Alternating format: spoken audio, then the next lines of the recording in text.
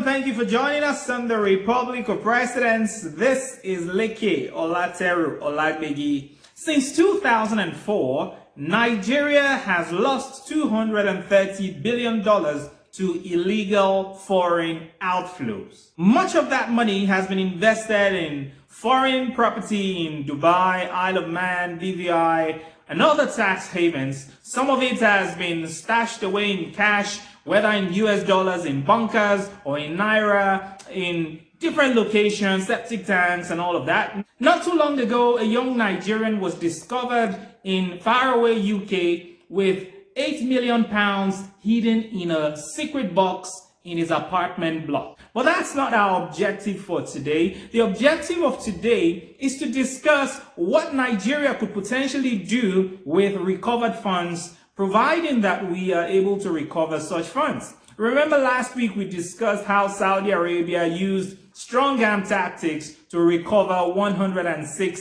billion. If you didn't see the video, we'll leave a link for you in the description below. Should Nigeria adopt the same tactics as Saudi Arabia, what could Nigeria do with such funds? Recently, I read a report where the authors of the report stated that out of about $1 billion of Abacha loot that was recovered, nearly $500 million out of that simply disappeared shortly after the funds were recovered. So it's one thing to recover the monies. It's yet another thing to put it to good use. And trust me, if only Nigeria could recover just 40%, 50% of all that has been stolen by politicians in Nigeria, we could transform this economy in the twinkling of an eye.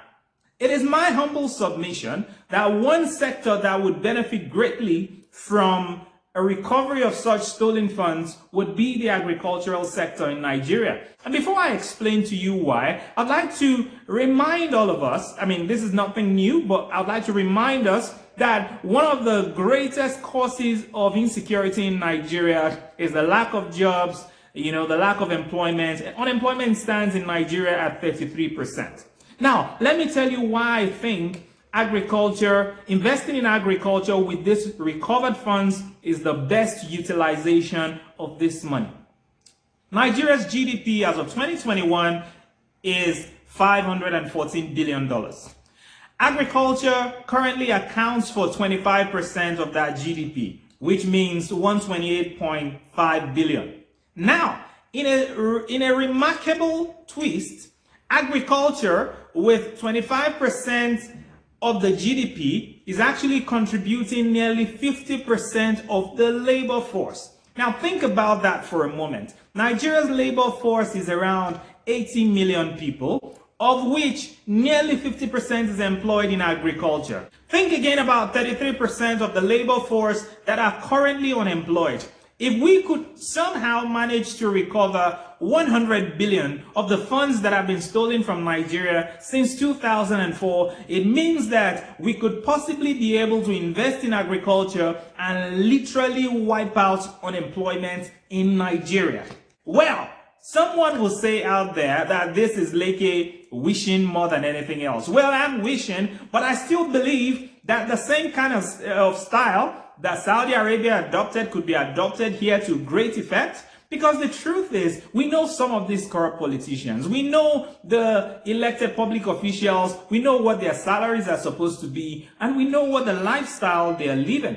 We know about the government officials, the PAMSECs, the directors. We know what their salary scale is, and we know the kind of plush living standards that they enjoy. We know the kind of properties that they invest in. So these guys are not ghosts. They are people living around us. So it is possible, if we go the Robin Hood style, to get some of them and get some of this money out. For those of them that are not caught and who happen to find this video, my recommendation to them also would be an appeal, would be an appeal to you. You guys have been entrusted with the funds and the assets of your country. Somehow you managed to corner it to your own personal use.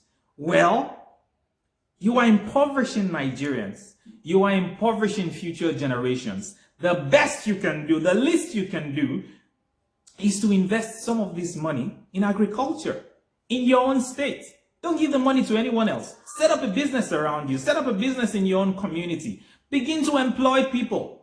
Because the rate at which banditry, kidnapping, insecurity is in Nigeria, it is not difficult to trace the root cause of these things. It is unemployment. People are getting involved in these things. They are joining ISWAP, taking a salary of 250K simply because they don't have another source of income. So imagine a banker today and someone came to him and said, come and join ISWAP. Like, won't he look at the guy like, are you mad? You know, are you mad? So even the rich today who are stealing this money, they don't sleep easy these days. The easiest way to secure yourself, to secure your children, because you will die, like all of us, you will die and leave this money here.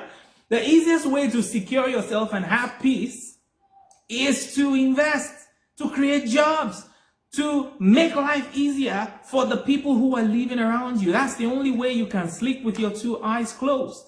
The average rich guy in Nigeria cannot sleep with their eyes closed, regardless the amount of security around you, regardless the amount of policemen around you. As long as you have not empowered people around you to ensure that they themselves have food to eat and water to drink, the ability to take care of their own children, you will always have them as potential disruptors of your peace. So my proposal to you guys, if you have money hidden away somewhere, why don't you take some of that money and build a business in your community? Why don't you take some of that money and invest in a rice processing factory? Why don't you invest in a poultry farm? Why don't you invest in a fish farm, in a cassava farm? Why don't you invest in small scale processing, agro-processing industries that will employ 10, 20, 50, 100 and ensure that instead of them just doing rank-a-day for you all the time, that they are actually genuinely happy with you.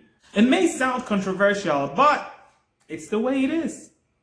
This is the word for today, everyone. Thank you for being part of the Republic of Presidents today. If you like this video and the other ones that we put out, please subscribe to the channel, like this video, and share with friends and family.